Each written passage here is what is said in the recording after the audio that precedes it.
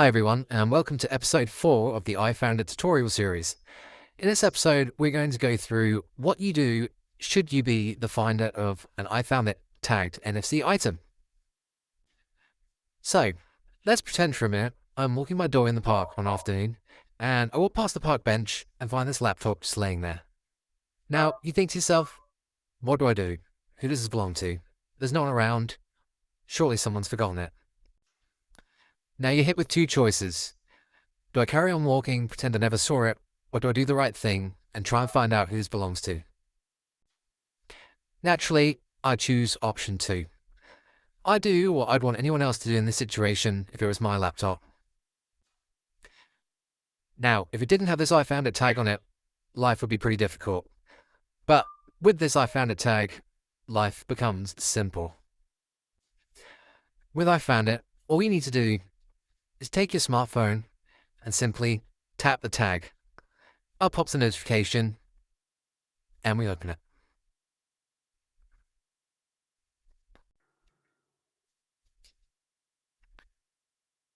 And once the page is finished loading, you'll see you're on the Found Item reporting page. This will include the item details that are already pre-filled.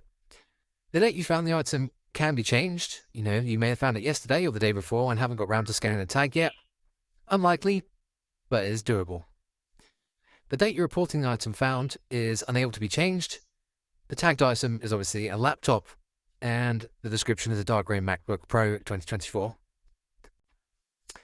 Once we click Next, we'll be taken to the Where Did You Find This Item page. Location the item is found. I found it in Hyde Park. Found location description, park bench near south entrance. Next. Now you'll come across the How would you like to return this item to its owner page. You can select more than one option here. If you'd like to try and meet the person whose item it is in person, or if you're running out of time and you're on your way home, you could just take it back with you and select the via courier door-to-door collection. This is at the owner's expense, and we'll have our courier provider come and collect it from your house and return it to the item owner. For now though, I'm going to select via in-person meetup. Here you can input what public areas you're waiting to meet, so I could say a coffee shop. Here you also see that by consenting to meet up with the item owner, we do advise that you read the Safe Meetup Guidance.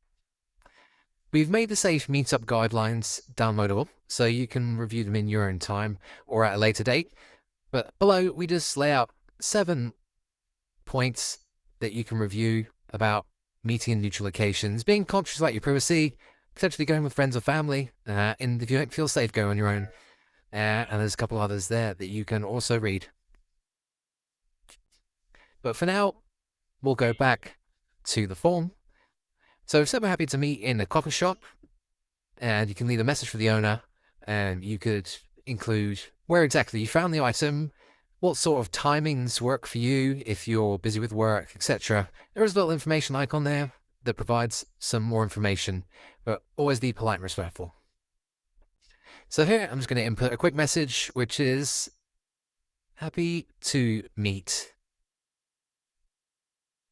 on my lunch break.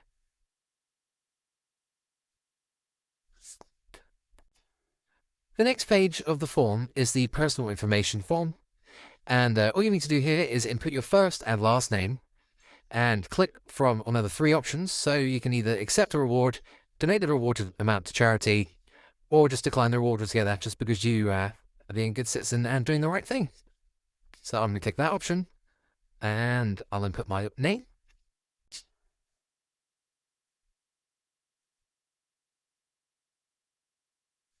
And we'll click Next.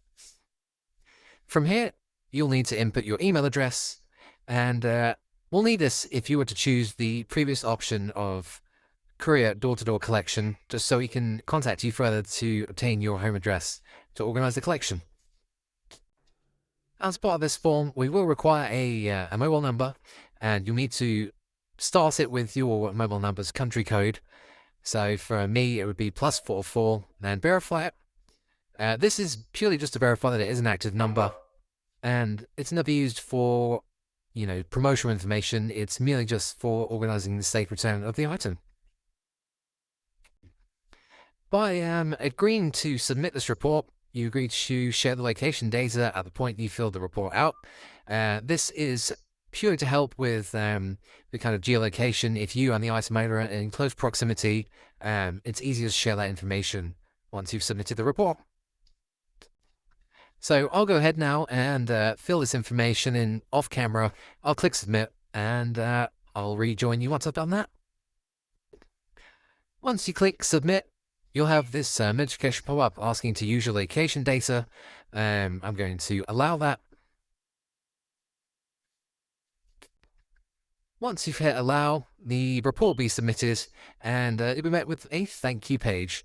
So thanks very much for doing the right thing. It is the right thing. It's always the right thing. Helping people get their stuff back is exactly what we're trying to achieve with iFoundIt. And we're focusing on building trust and a sense of community.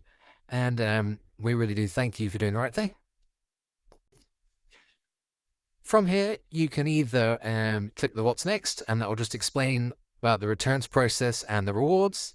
You can click I want my own tags to be taken to the store, the product page, and you'll need to keep a keen eye out on your email and SMS, as we'll be sending you updates about how to get the item back to the owner.